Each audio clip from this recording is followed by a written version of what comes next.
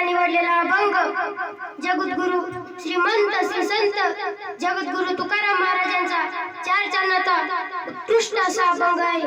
तुकाराम महाराज या अभंगामध्ये संतांचं वर्णन करून संतांच्या चरणी प्रार्थना करतात। विठ्ठल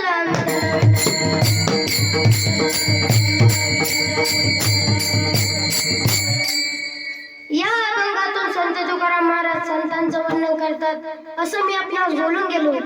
वर्णन कुणाचंही करायचं असेल, एखाद्याचं वर्णन करण्याकरता आपल्याला अगोदर बोलावंच लागेल।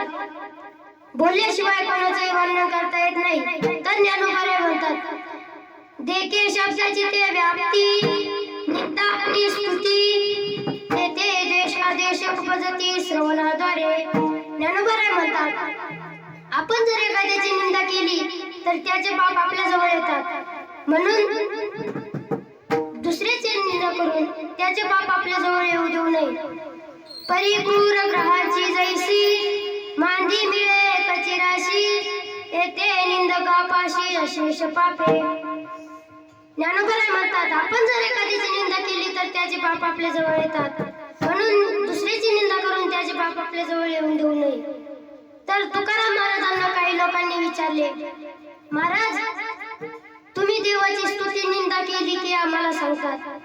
तुकाराम महाराज म्हणतात, मी देवाची निंदा पण केली आणि देवाची स्तुती पण केली। मीच नाही तर जनाबाई सुद्धा देवाची निंदा पण करतात आणि देवाची स्तुती पण करतात।